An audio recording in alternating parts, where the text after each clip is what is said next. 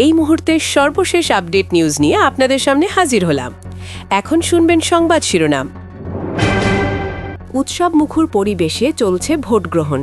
দীর্ঘ লাইনে দাঁড়িয়ে ভোটারদের অপেক্ষা। প্রথমবার ভোট দিতে পেরে উচ্ছ্বসিত তরুণরা।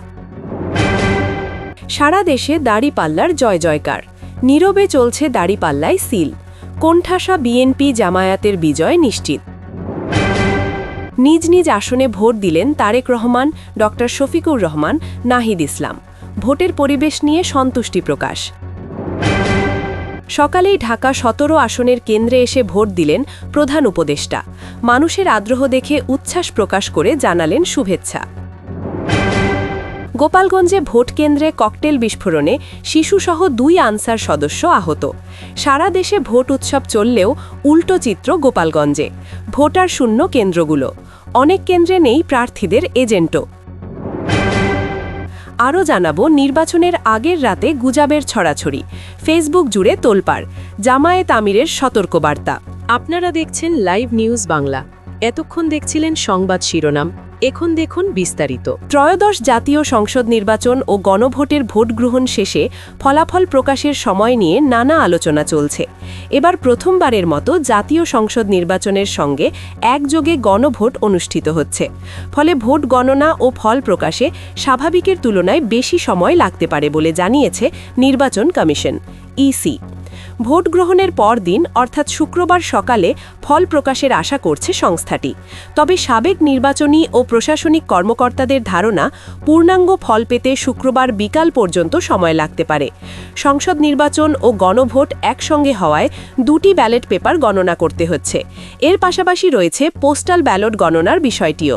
প্রতিটি কেন্দ্র থেকে ফল পাঠানোর পর রিটার্নিং কর্মকর্তার কার্যালয় থেকে আসনভিত্তিক সমন্বিত ফল ঘোষণা করা হবে। পরে নির্বাচন কমিশন সচিবালয়ে স্থাপিত ফল সংগ্রহ ও পরিবেশন কেন্দ্র থেকে চূড়ান্ত ফল ঘোষণা করা হবে। নির্বাচন কমিশনার মোহাম্মদ আনোয়ারুল ইসলাম সরকার জানিয়েছেন, 13 ফেব্রুয়ারি দিনের প্রথম ভাগেই ফলাফল ঘোষণা হতে পারে।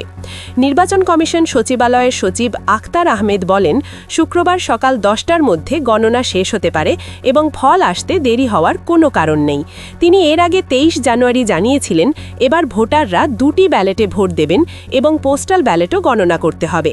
ফলে স্বাভাবিকের চেয়ে বেশি সময় লাগতে পারে। এছাড়া কোনো রিটার্নিং কর্মকর্তার অধীনে একাধিক আসন থাকলে ফল ঘোষণায় কিছুটা বিলম্ব হতে পারে। নির্বাচন কমিশনার আবুল ফজল মোহাম্মদ সানাউল্লাহ জানান, সংসদ নির্বাচন ও গণভোটের ফল একসঙ্গেই ঘোষণা করা হবে। কেন্দ্রীয়ভাবে ভোট গণনা হবে এবং ফলও একযোগে প্রকাশ করা হবে। এর আগে 1977-এর প্রথম গণভোটের ফল ঘোষণা করতে প্রায় 30 ঘণ্টা সময় লেগেছিল। এবার ভোটার সংখ্যা বেড়ে দাঁড়িয়েছে 13 কোটিতে।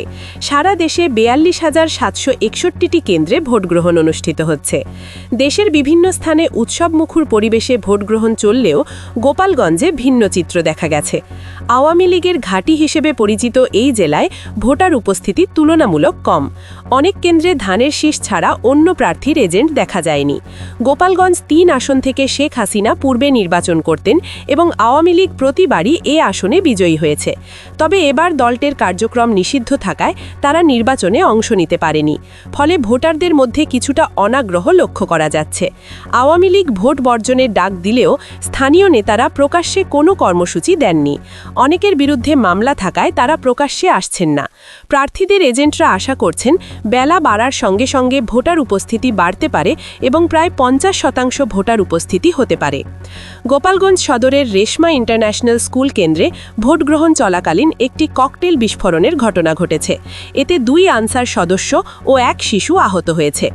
ত্রয়োদশ জাতীয় সংসদ নির্বাচনে ভোট দিয়েছেন সেনাবাহিনী প্রধান জেনারেল ওয়াকারুজ জামান। বৃহস্পতিবার 12 ফেব্রুয়ারি সকাল 10:25 রাজধানীর আদমজি ক্যান্টনমেন্ট কলেজ কেন্দ্রে তিনি ভোট দেন। ভোট প্রদান শেষে তিনি বলেন, সকল ভোটারকে অনুরোধ করব, নির্ভয়ে ভোট দিতে আসুন। এটি আমাদের জন্য খুবই গুরুত্বপূর্ণ দিন। ইনশাল্লাহ আমরা একটি সুষ্ঠু নির্বাচন দিতে সক্ষম হব। ফেনী সদর উপজেলার একটি কেন্দ্রে জামায়াত ইসলামের এক কর্মীর ওপর হামলার অভিযোগ উঠেছে। এ ঘটনায় বিএনপির 2 কর্মী বকু ও স্বপনের বিরুদ্ধে অভিযোগ করা হয়েছে। লক্ষ্মীপুর সদর উপজেলার চর রমণী মোহন এলাকায় এক জামায়াত কর্মীর বসতঘরে অগ্নিসংযোগের ঘটনাও ঘটেছে। আব্বাস উদ্দিন নামের ওই কর্মী দগ্ধ হয়ে সদর হাসপাতালে চিকিৎসাধীন রয়েছেন। পটুয়াখালীর কালাপাড়ায় জাল ভোট দেওয়ার চেষ্টার অভিযোগে 2 জন এবং গোপন কক্ষে ছবি তোলার অভিযোগে 1 জনকে আটক করেছে পুলিশ। বিষয়টি নিশ্চিত করেছেন সহকারী রিটার্নিং অফিসার ও উপজেলা নির্বাহী আধিকারিক কাউসার হামিদ। কুষ্টিয়া 3 আসনের সংসদ সদস্য প্রার্থী মুফতি আমির হামজা জীবনে প্রথমবার ভোট দেওয়ার অভিজ্ঞতাকে ঈদের আনন্দের সঙ্গে তুলনা করেছেন। তিনি বলেন, উৎসবমুখর পরিবেশে সুষ্ঠু নির্বাচন হচ্ছে এবং জনগণের রায় মেনে নেওয়া হবে। ব্রাহ্মণবাড়িয়ার সারাইল উপজেলার শাহবাজপুর উত্তর সরকারি প্রাথমিক বিদ্যালয় কেন্দ্রে ভোট দেন সাধারণ প্রার্থী হাঁস প্রতীকের রুমিন ফারহানা। কেন্দ্রে পৌঁছালে তার সমর্থকরা স্লোগান দেন। পথে নারী ভোটাররা তাকে শুভেচ্ছা জানান। ঢাকা 8 আসনের একটি কেন্দ্রে শাপলা প্রতীকের পোলিং এজেন্টকে প্রবেশে বাধা দেওয়ার অভিযোগ আসে। পরে একটি সেনার দল এসে পরিস্থিতি নিয়ন্ত্রণে আনলে তিনি কেন্দ্রে প্রবেশের সুযোগ পান। তার দাবি, বৈধ কাগজপত্র থাকা সত্ত্বেও তাকে বাধা দেওয়া হয়েছিল। বিভিন্ন কেন্দ্রে ভোটার উপস্থিতি চোখে পড়ার মতো হলেও অভিযোগ প্রত্যাভিযোগও রয়েছে। কোথাও প্রভাব বিস্তারের অভিযোগ উঠেছে, আবার প্রতিদ্বন্দ্বী পক্ষ ভোটের পরিবেশ প্রভাবিত করার চেষ্টার অভিযোগ তুলেছে। যশোরে জামায়াত ইসলামের কর্মীদের ওপর হামলার ঘটনায় 2 জন আহত হয়েছেন বলে জানা গেছে। বরিশাল সদর 5 এবং বরিশাল 5 আসনের প্রার্থী মুফতি সৈয়দ মোহাম্মদ ফয়জুল করিম বলেছেন, ফল ঘোষণার আগে নির্বাচন ভালো না মন্দ হয়েছে তা বলা সমীচীন নয়।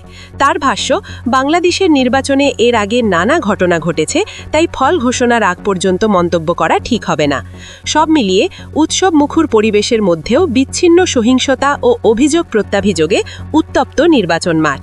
এখন সবার নজর ফল ঘোষণার দিকে।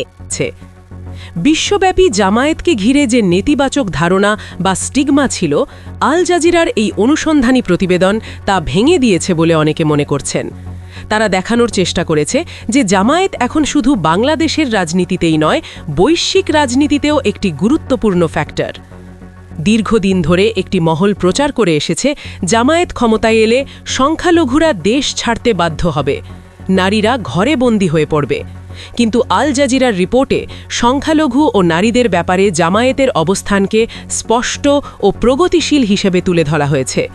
এমনকি আগস্টের ঘটনার পর মন্দির পাহারায় জামায়াত কর্মীদের ভূমিকার কথাও উল্লেখ করা হয়েছে। আল জাজিরার সাংবাদিকরা সরাসরি জামায়াতের প্রচারণায় গিয়ে ডক্টর শফিকুর রহমানের সঙ্গে কথা বলেছেন। কঠিন প্রশ্নের মুখোমুখি হলেও তিনি স্ক্রিপ্ট ছাড়া সরাসরি ও স্পষ্ট ভাষায় জবাব দিয়েছেন। তার এই আত্মবিশ্বাস ও সরলতা আন্তর্জাতিক মাধ্যমকে মুগ্ধ করেছে বলেই প্রতিবেদনে ইঙ্গিত দেওয়া হয়েছে। আল জাজিরার সবার আগে সর্বশেষ আপডেট নিউজ দেখতে সাবস্ক্রাইব করে আমাদের চ্যানেলের সাথেই থাকুন। আমাদের নিউজ ভালো লাগলে লাইক, কমেন্টস ও শেয়ার করুন। ধন্যবাদ সকলকে।